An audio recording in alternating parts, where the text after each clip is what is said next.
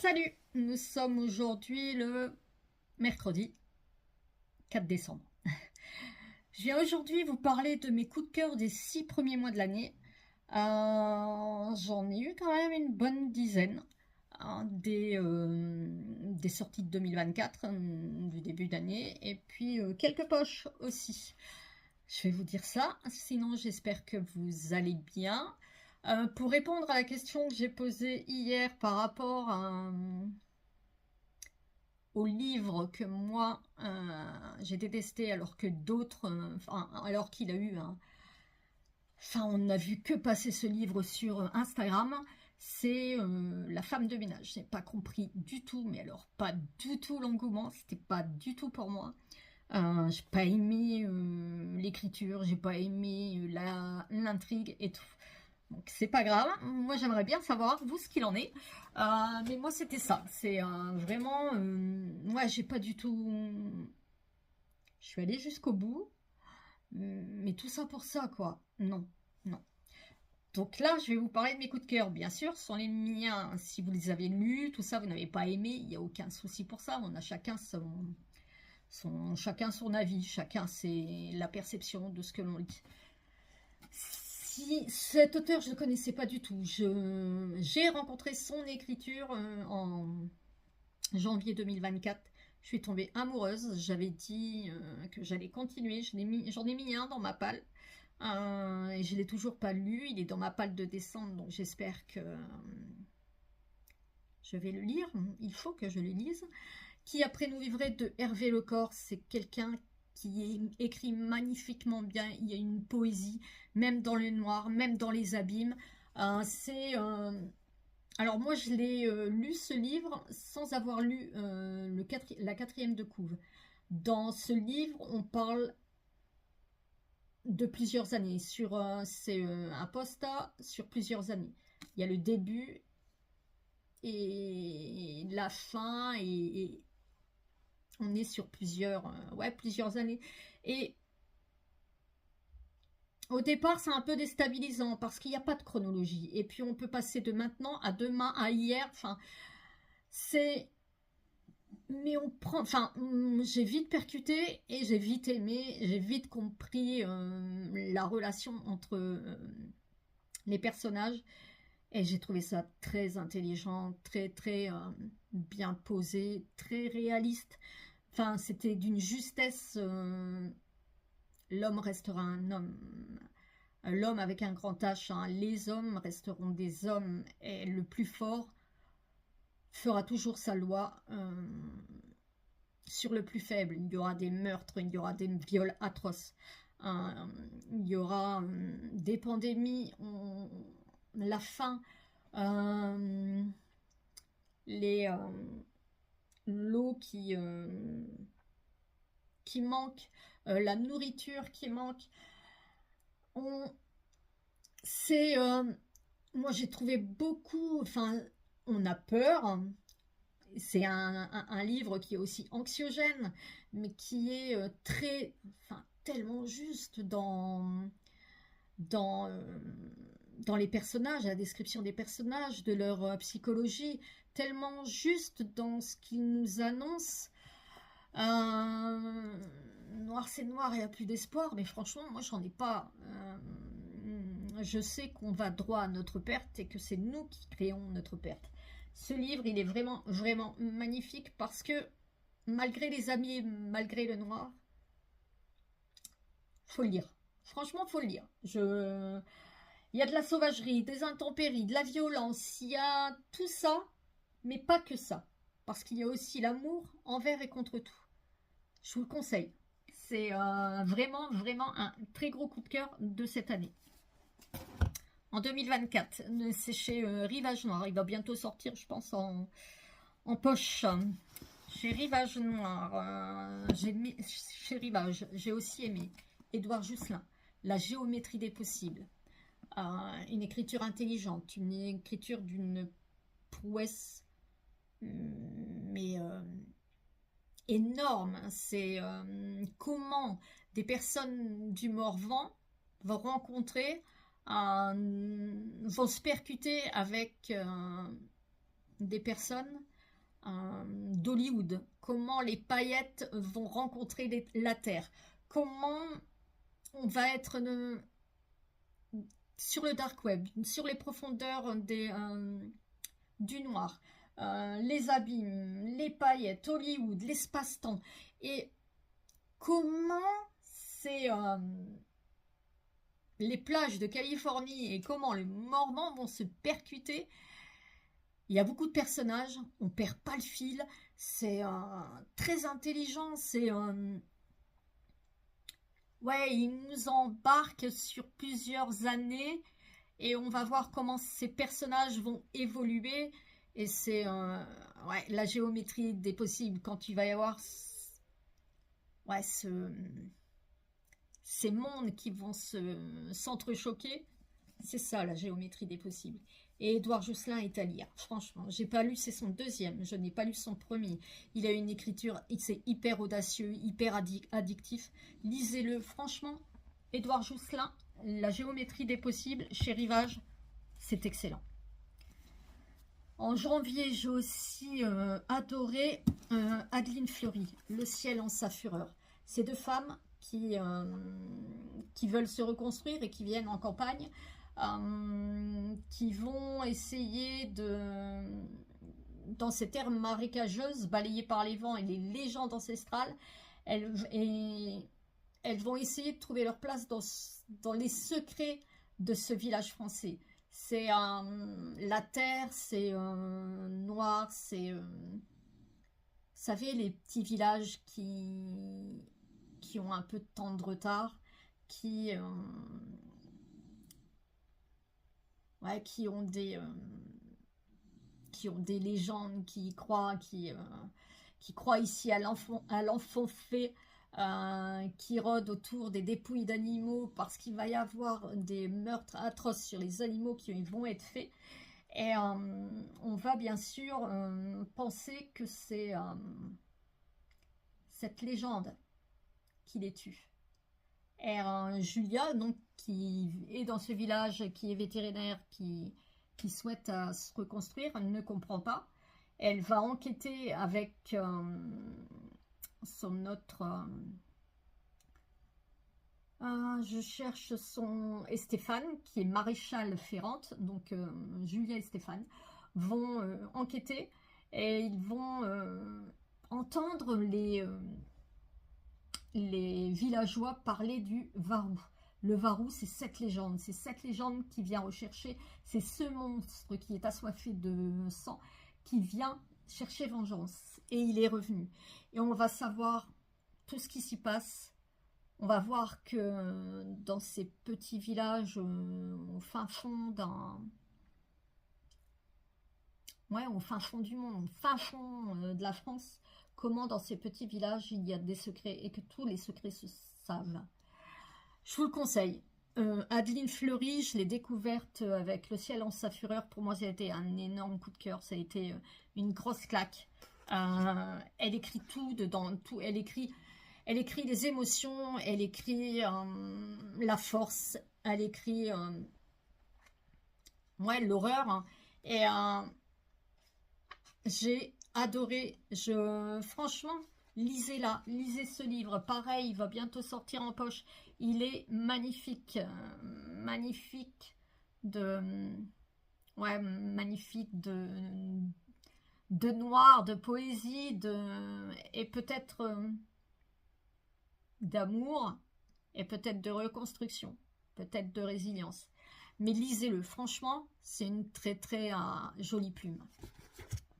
Alors moi, il y a une autrice là, c'était en février, il y a une autrice que j'ai adorée, il y a une autrice que j'aime beaucoup, une poétesse, et si vous me suivez, vous savez de qui je parle, c'est Cécile Coulon, La langue des choses cachées. J'ai adoré. Alors oui, effectivement, il est court, il fait 134 pages, il est très court, mais elle écrit tout dedans. Elle écrit la force, elle écrit le lien entre une mère et son fils, elle écrit ce qu'un jeune guérisseur va voir quand il se rend dans un village reculé. Elle écrit la terre, elle écrit l'horreur qui s'y passe, pareil dans ces petits villages. Euh, Et le guérisseur, il sait et il voit ce qui se passe. Mais il n'est là que pour guérir, il n'est pas là pour réparer ce qu'il se passe. Ce guérisseur, quand il va dans ces villages et qu'il il entend les voix anciennes, les morts, les guerres, les viols, le sang, et ben il est percuté, il est atteint, il peut pas laisser faire. C'est compliqué. Seulement ce guérisseur, sa mère lui a dit de ne jamais laisser de traces de son passage. Et puis, il obéit toujours à sa mère, sauf cette nuit-là. C'est immensément, magnifiquement bien écrit. On est avec le guérisseur. On est, je vais encore employer le mot percuté par les horreurs des hommes, par tout ce qui se tait, par tout ce qui se cache, par la violence que l'on devine, par la terre les maisons qui avalent tous les secrets, tout le mal, et qui rejettent tout ce qui a été fait. Si vous ne connaissez pas Cécile Coulon, lisez-la. La langue des choses cachées, c'est immensément poétique, même dans le noir, c'est lyrique, c'est fantasmagorique, c'est une écriture magnifique, c'est la magnificence, cette écriture. Moi j'adore, lisez-la, c'est très beau, très émouvant. Une femme aussi qui a une très belle écriture. Je ne sais plus ce que j'avais lu d'elle. J'ai lu celui-ci, Agnès Laurent, Un beau jour. On parle du deuil que l'on ne fait jamais. C'est un beau jour d'été. Claude et Marie décident de faire une excursion en haute montagne. Ils laissent leurs 4 enfants au chalet seuls. Le temps change, le chien aboie. Et un violent orage se profile. L'inquiétude gagne la fratrie. Ils connaissent les dangers de la montagne. Elle a englouti tant d'hommes et de femmes sans amour, il arrive qu'elle prenne ce qu'on aime. Marie-Pierre, Luc, Paul et Jean se souviendront à jamais de l'attente, de l'angoisse, des éclairs, du sommeil qui vient quand même, et, au réveil, de l'espoir d'entendre les parents dans la cuisine. Reviendront-ils? La montagne livrera-t-elle son secret? C'est un livre dur, difficile, des enfants qui grandissent sans parents, des enfants qui ne feront jamais leur deuil, des enfants qui c'est à lire en fait, tout tourne autour de la disparition des parents qui n'ont jamais été retrouvés, tout tourne autour de ce manque qu'il y a au fond du cœur, des frères et sœurs qui n'arrivent plus à se parler, chacun de son côté, vivant son malheur, même en grandissant, et qui essaie de s'accrocher, qui essaie par différents moyens. C'est peut-être l'espoir, c'est peut-être la montagne, c'est se mettre aussi en danger pour essayer, on ne sait jamais, c'est toujours essayer de les retrouver. C'est moi j'ai ressenti la douleur. Qu'est-ce que j'ai adoré Jean, ce petit bout, qui grandit, mais qui a vraiment un très gros monde, qui a recherché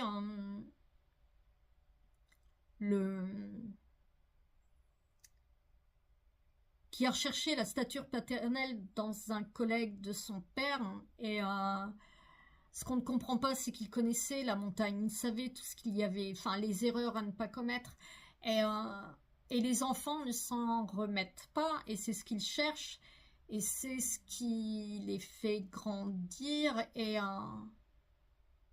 qui les fait grandir mal, et dans cette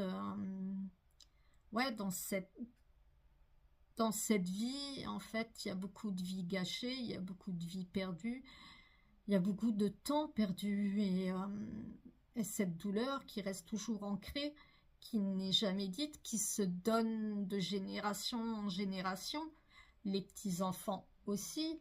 Et, euh, et c'est vraiment, vraiment un livre, c'est 50 ans de la vie d'une fratrie qui raconte le poids du silence, les destins contraires de chaque frère et sœur qui étaient unis et qui se déchirent le jour où tout a basculé. C'est un magnifique, magnifique livre. C'est Un beau jour, Agnès Laurent, et c'est chez Camille. Il y a un livre que j'ai adoré, d'autres n'ont pas aimé. Le dernier, moi j'ai moins aimé, mais celui-ci, j'ai adoré. J'ai adoré Ce qu'il faut de haine de Jacques Saucé.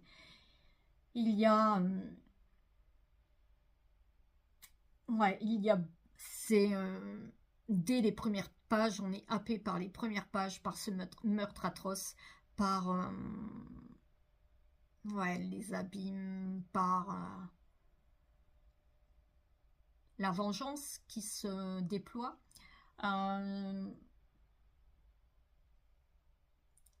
Les découvertes qui sont glaçantes, les cadavres, les images de cadavres.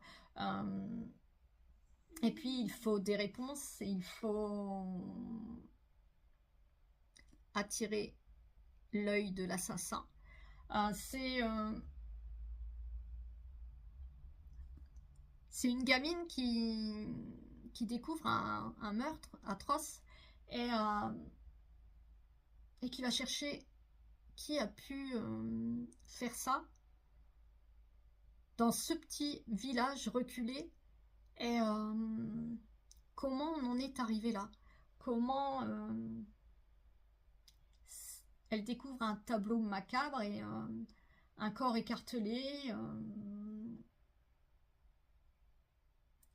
et comment on est arrivé là alors que tout le monde se connaît. Est-ce que c'est le meurtre de quelqu'un de passage ou est-ce le meurtre de quelqu'un qui vit dans ce village? Et Alice, qui est une étudiante qui vient voir de temps en temps ses parents, elle va avoir besoin de réponses et elle va essayer de chercher qui a pu faire ça. Qui a pu faire ça et c'est douloureux et il y a des secrets qui vont émerger, qui font mal et puis à vouloir chercher, parfois on se frotte à la violence et voire pire. Donc lisez-le, franchement j'ai adoré. Pour moi ça a été une claque également. Ça a été un très très très bon bouquin. Alors celui-ci, ça a été une claque aussi. Ça a été... et j'ai pas du tout découvert la fin qui m'a scotché, qui m'a fait mal. De toute façon, c'est un livre qui fait mal. C'est un livre qui est... c'est un livre horrible. C'est l'histoire de deux gamines qui sont nées là où il fallait pas. La mère est droguée, le père aussi. Heureusement, il y a leur grand-mère. C'est deux gamines rousses et puis ces deux gamines, Arc et Daffy, qui sont jumelles et qui sont unies par leur chevelure rousse. On a le récit de la grand-mère, on a qui a une imagination fertile, et les gamines grandissent avec cette imagination de la grand-mère, mais pourtant, ces gamines sont engluées dans les affaires familiales. Elles sont muselées, elles sont l'appât des hommes. Elles luttent toujours, même en grandissant, elles luttent contre la drogue, elles luttent toujours contre les souvenirs. Et au fur et à mesure, lorsqu'elles sont adultes, on découvre le corps d'une femme noyée dans la rivière. et puis les cadavres s'accumulent, et leurs amis, Dark et Daffy, leurs amis aussi, disparaissent, elles sont retrouvées, et Ark a promis à Daffy de la protéger, puisque c'est Ark qui est plus forte, et tout se met en place. Et c'est là où l'autrice, en fait, elle te scotche, elle te fout une grande claque, parce que ce livre, c'est la misère, l'horreur, et le noir, les abîmes, c'est c'est vertigineux, quoi. C'est parfois j'étais obligée de stopper un peu ma lecture, tellement elle prenait à la gorge, tellement elle était compliquée. Pas compliquée dans le sens ou compliquée dans l'écriture, non. Compliquée parce que c'est un livre très noir, c'est un livre très violent, c'est aussi fantasmagorique, on navigue un peu entre... c'est... Elle écrit également très poétiquement, Tiffany McDaniel, et dans le côté sauvage, il y a aussi tout ce qui est fantasmagorique, tout ce qui est mystérieux, tout ce qui est beau, entre le beau et le laid. C'est une ode, c'est une plume, c'est lumineux aussi. Même si c'est très très sombre, c'est magnifiquement bien écrit, et c'est une autrice qui est... c'est son 3e ou 4e, je sais plus. C'est une autrice que j'adore. J'adore son écriture, j'adore la façon dont elle nous balade, et puis sa façon d'écrire une intrigue. Et c'est hyper intelligent et hyper... puissant.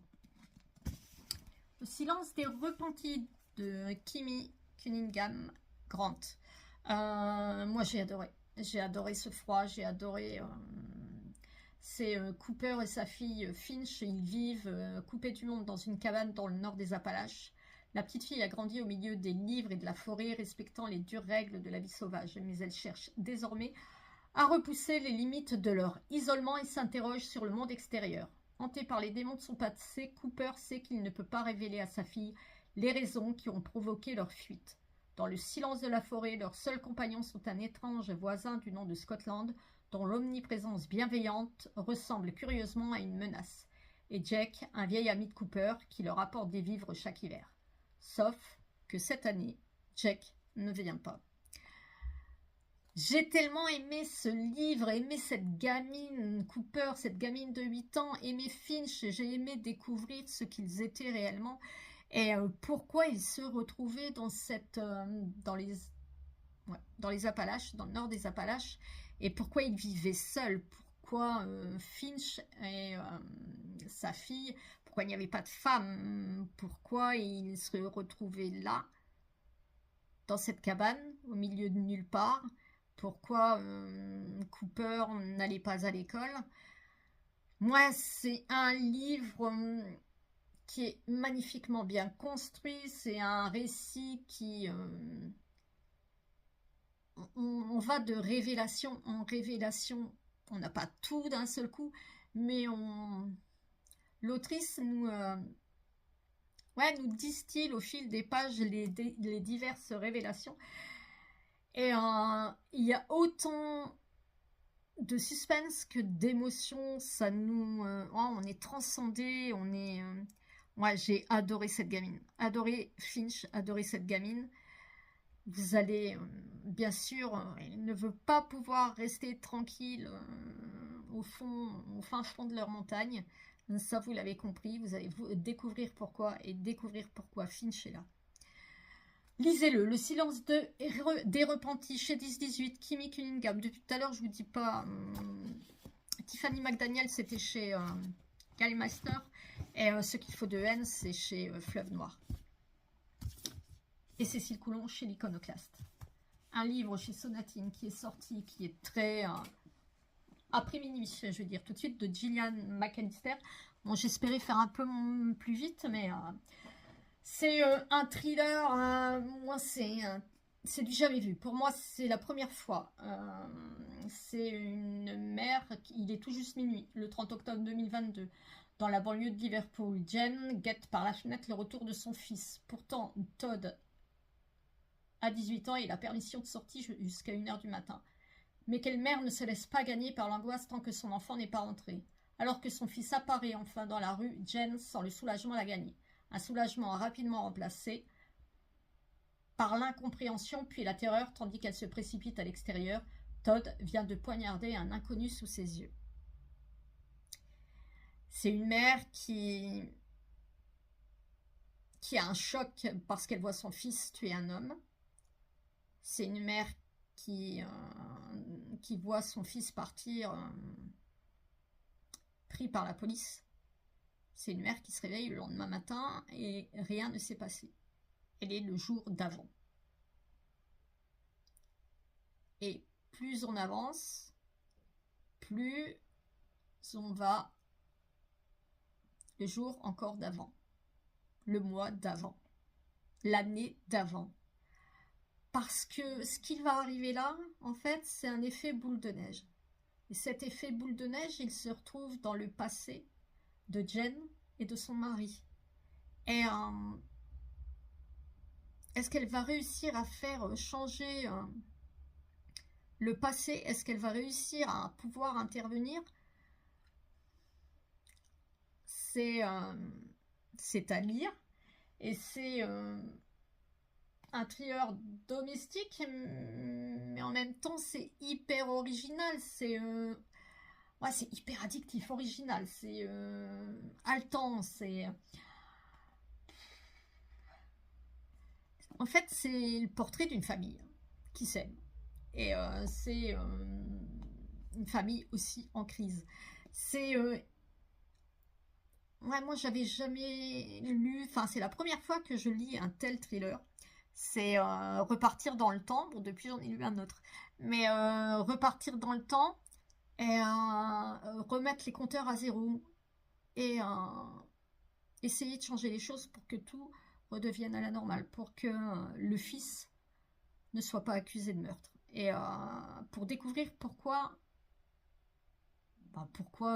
c'est ainsi que ça se passe et pourquoi le fils tue.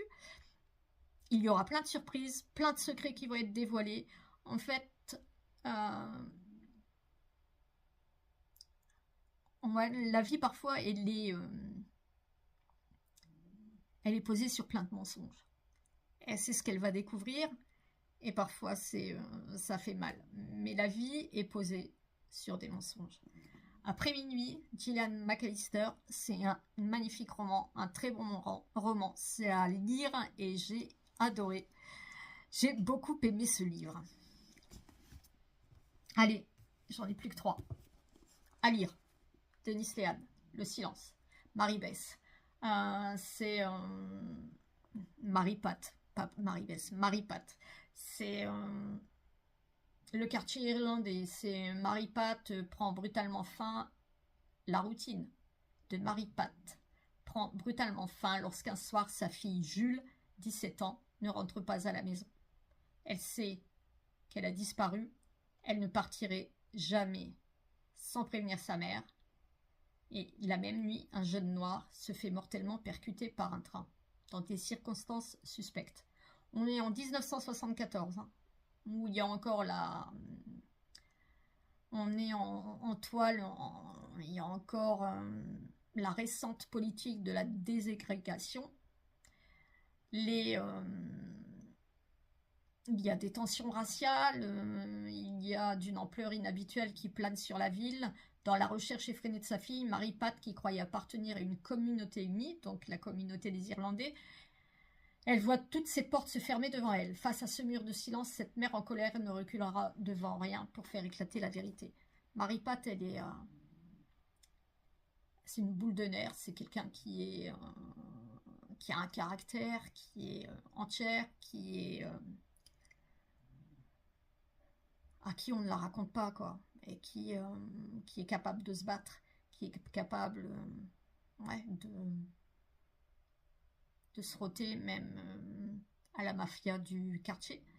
La mafia du quartier qui est irlandaise, qui est là normalement pour veiller sur les siens, justement. Elle n'aide pas Marie-Pat. Et il y a un souci et Marie-Pat veut aller jusqu'au bout, on l'en empêche. Elle va s'allier avec quelqu'un d'autre vers qui elle ne serait jamais allée. Mais là, elle veut absolument retrouver sa fille. Et c'est la détresse d'une mère, la force d'une mère, la peur. C'est la peur et en même temps la peur qui... En fait, plus rien à faire. Pour parler poliment, plus rien à faire, quoi. Sa fille d'abord. Parce que sa fille, c'est son monde. Il ne reste que sa fille. Et pour elle, elle représente tout. Et elle a besoin de la retrouver, besoin de savoir ce qui s'est passé, besoin de savoir où elle est.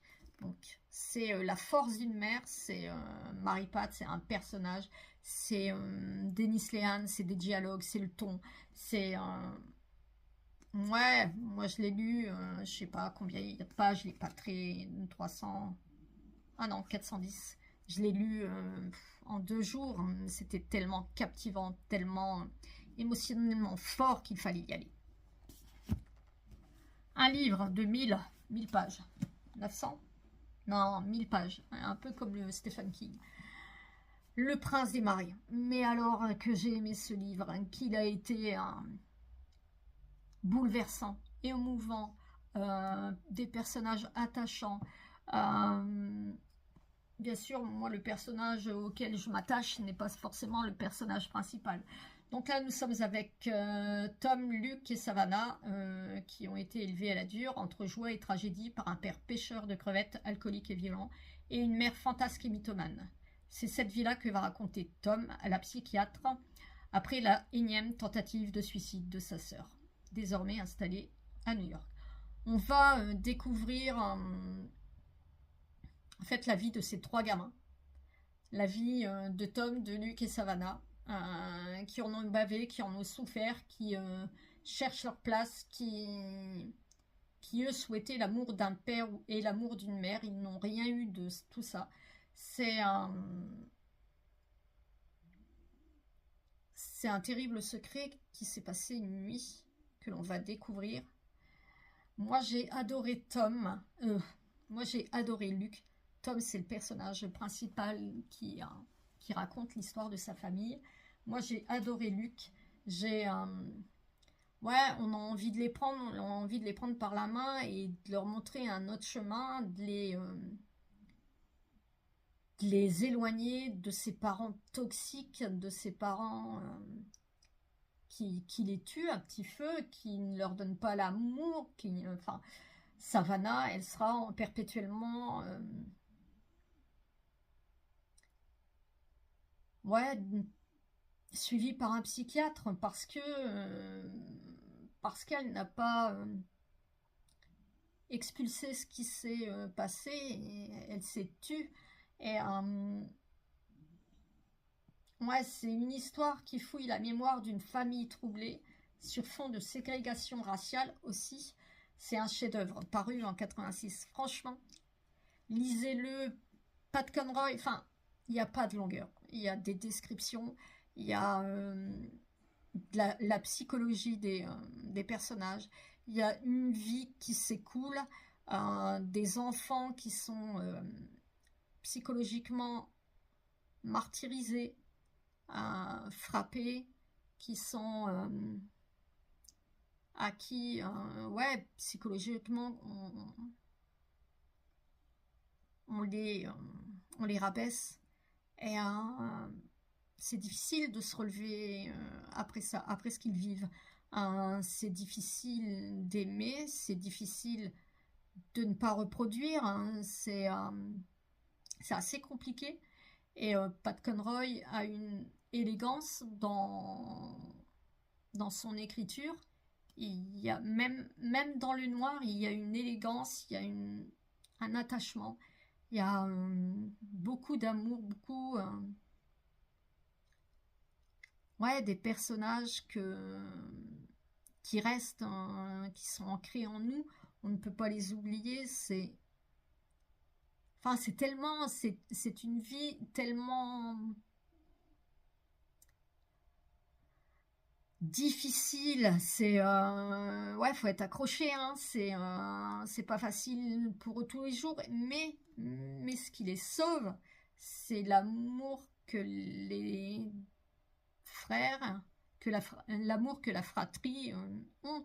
C'est cette petite sœur qu'il faut soutenir. Et, euh, et c'est Tom, non, Luke, le plus grand, qui essaie ouais, de protéger son frère et sa sœur. Et c'est un lourd fardeau et c'est à lire. C'est vraiment, même s'il fait plus de 1000 pages, franchement, ça a été un, un délice de lecture. Enfin, c'est une lecture inoubliable. Ouais, c'est du génie, c'est poignant, unique, monumental, c'est à lire, franchement, c'est... Ouais, c'est un très très bon livre, je vous le conseille, vraiment. C'est dur hein, de choisir mon coup de cœur. Je vais dire trois coups de cœur, non, top 3 de mes coups de cœur hommes et top 3 de mes coups de cœur femmes. J'ai adoré, c'est le dernier, hein, après je vous laisse. J'avais dit que je faisais court. C'est Dario Levantino, Les cœurs bombes. J'ai 16 ans, une maman malade et toute une vie devant moi. C'est Dario Levantino, c'est bouleversant. C'est un père qui est en prison, c'est une mère qui est en chute libre, elle est dépressive. Rosario qui se retrouve aux mains des services sociaux. Et des services sociaux qui l'envoient en maison d'accueil, des maisons d'accueil qui sont gangrénées par l'appât du gain.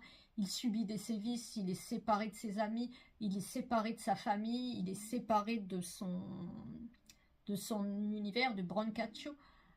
C'est un quartier populaire aux murs lépreux, mais c'est le quartier de son enfance, c'est de l'amour, hein, c'est de son chien qu'on enchaîne et qu'il rejoindra à chaque fois. Et Rosario, il a toute la combativité pour s'échapper, son ardeur. C'est un gamin qui se débrouille, c'est un gamin qui, malgré tout ce qui lui tombe sur la tête, essaye de positiver.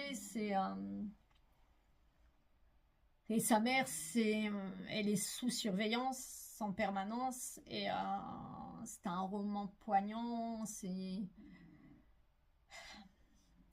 un roman poignant, c'est poétique, c'est le chaos des sentiments, c'est le premier amour, et puis c'est une écriture. Dario Levantino, qui est italien, c'est une écriture aussi. Et c'est très beau, très, très sombre, en même temps très poétique, très beau, ouais, très, très tendre aussi, très noir, très difficile. C'est un livre à lire, Les cœurs bons, ouais, moi je... Il y avait une phrase que j'avais aimée, je ne sais plus où elle est.